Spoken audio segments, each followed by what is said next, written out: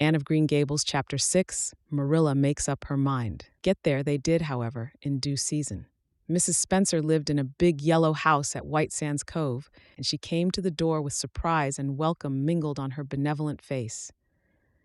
"Dear, dear," she exclaimed, "you're the last folks I was looking for today, but I'm real glad to see you. You'll put your horse in. And how are you, Anne?" "I'm as well as can be expected, thank you," said Anne smilelessly. A blight seemed to have descended on her. "I suppose we'll stay a little while to rest the mare," said Marilla, "but I promised Matthew I'd be home early.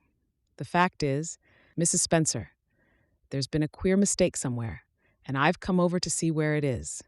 We send word, Matthew and I, for you to bring us a boy from the asylum. We told your brother Robert to tell you we wanted a boy 10 or 11 years old." "Marilla Cuthbert, you don't say so," said Mrs. Spencer in distress. "Why, Robert sent word down by his daughter Nancy, and she said, you wanted a girl? Didn't she, Flora Jane?" appealing to her daughter who had come out to the steps. "She certainly did, Miss Cuthbert," corroborated Flora Jane earnestly. "I'm dreadful sorry," said Mrs. Spencer. "It's too bad, but it certainly wasn't my fault, you see, Miss Cuthbert. I did the best I could, and I thought I was following your instructions. Nancy is a terrible flighty thing. I've often had to scold her well for her heedlessness."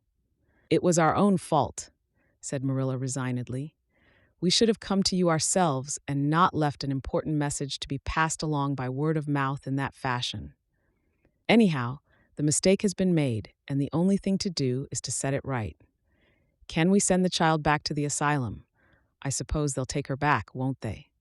"I suppose so," said Mrs. Spencer thoughtfully, "but I don't think it will be necessary to send her back. Mrs. Peter Blewett was up here yesterday, and she was saying to me how much she wished she'd sent by me for a little girl to help her. Mrs. Peter has a large family, and she finds it hard to get help. Anne will be the very girl for you. I call it positively providential." Marilla did not look as if she thought Providence had much to do with the matter. Here was an unexpectedly good chance to get this unwelcome orphan off her hands, and she did not even feel grateful for it. She knew Mrs. Peter Blewett only by sight as a small, shrewish-faced woman without an ounce of superfluous flesh on her bones. But she had heard of her. A terrible worker and driver, Mrs. Peter was said to be, and discharged servant girls told fearsome tales of her temper and stinginess and her family of pert, quarrelsome children. Marilla felt a qualm of conscience at the thought of handing Anne over to her tender mercies. "Well, I'll go in and we'll talk the matter over," she said. "And if there isn't Mrs. Peter coming up the lane this blessed minute!" exclaimed Mrs. Spencer, bustling her guests through the hall into the parlor, where a deadly chill struck on them as if the air had been strained so long through dark green, closely drawn blinds that it had lost every particle of warmth it had ever possessed. "That is real lucky, for we can settle the matter right away. Take the armchair, Miss Cuthbert. Anne, you sit here on the ottoman and don't wiggle. Let me take your hats. Flora Jane, go out and put the kettle on. Good afternoon, Mrs. Blewett. We were just saying how fortunate it was you happened along. Let me introduce you two ladies. Mrs. Blewett, Miss Cuthbert, please excuse me for just a moment. I forgot to tell Flora Jane to take the buns out of the oven." Mrs. Spencer whisked away after pulling up the blinds. Anne, sitting mutely on the ottoman, with her hands clasped tightly in her lap, stared at Mrs. Blewett as one fascinated. Was she to be given into the keeping of this sharp-faced, sharp-eyed woman? She felt a lump coming up in her throat, and her eyes smarted painfully. She was beginning to be afraid she couldn't keep the tears back when Mrs. Spencer returned. Flushed and beaming, quite capable of taking any and every difficulty, physical, mental, or spiritual, into consideration and settling it out of hand. "It seems there's been a mistake about this little girl, Mrs. Blewett," she said. "I was under the impression that Mr. and Miss Cuthbert wanted a little girl to adopt. I was certainly told so. But it seems it was a boy they wanted. So if you're still of the same mind you were yesterday, I think she'll be just the thing for you." Mrs. Blewett darted her eyes over Anne from head to foot. "How old are you, and what's your name?" she demanded. "Anne Shirley," faltered the shrinking child, not daring to make any stipulations regarding the spelling thereof, "and I'm 11 years old." "Humph! You don't look as if there was much to you. But you're wiry. I don't know, but the wiry ones are the best after all. Well, if I take you, you'll have to be a good girl, good and smart and respectful. I'll expect you to earn your keep, and no mistake about that. Yes, I suppose I might as well take her off your hands, Miss Cuthbert. The baby's awful fractious, and I'm clean worn out attending to him. If you like, I can take her right home now." Marilla looked at Anne and softened at sight of the child's pale face with its look of mute misery, the misery of a helpless little creature who finds itself once more caught in the trap from which it had escaped. Marilla felt an uncomfortable conviction that if she denied the appeal of that look, it would haunt her to her dying day. Moreover, she did not fancy Mrs. Blewett. To hand a sensitive, high-strung child over to such a woman. No, she could not take the responsibility of doing that. "Well, I don't know," she said slowly. "I didn't say that Matthew and I had absolutely decided that we wouldn't keep her. In fact, I may say that Matthew is disposed to keep her. I just came over to find out how the mistake had occurred. I think I'd better take her home again and talk it over with Matthew. I feel that I oughtn't to decide on anything without consulting him. If we make up our mind not to keep her, we'll bring or send her over to you tomorrow night. If we don't, you may know that she is going to stay with us. Will that suit you, Mrs. Blewett?" "I suppose it'll have to," said Mrs. Blewett ungraciously. During Marilla's speech, a sunrise had been dawning on Anne's face. First, the look of despair faded out, then came a faint flush of hope. Her eyes grew deep and bright as morning stars. The child was quite transfigured, and a moment later, when Mrs. Spencer and Mrs. Blewett went out in quest of a recipe the latter had come to borrow, she sprang up and flew across the room to Marilla. "Oh, Miss Cuthbert, did you really say that perhaps you would let me stay at Green Gables?"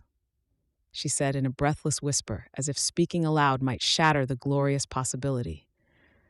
"Did you really say it, or did I only imagine that you did? I think you'd better learn to control that imagination of yours, Anne, if you can't distinguish between what is real and what isn't," said Marilla crossly. "Yes, you did hear me say just that and no more. It isn't decided yet, and perhaps we will conclude to let Mrs. Blewett take you after all. She certainly needs you much more than I do." "I'd rather go back to the asylum than go to live with her," said Anne passionately. "She looks exactly like a gimlet."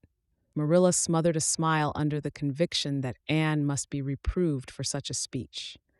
"A little girl like you should be ashamed of talking so about a lady and a stranger." She said severely, "Go back and sit down quietly and hold your tongue and behave as a good girl should.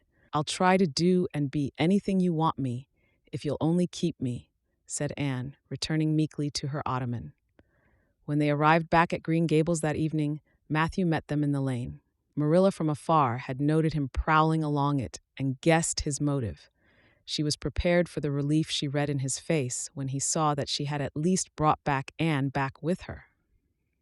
But she said nothing to him relative to the affair until they were both out in the yard behind the barn milking the cows.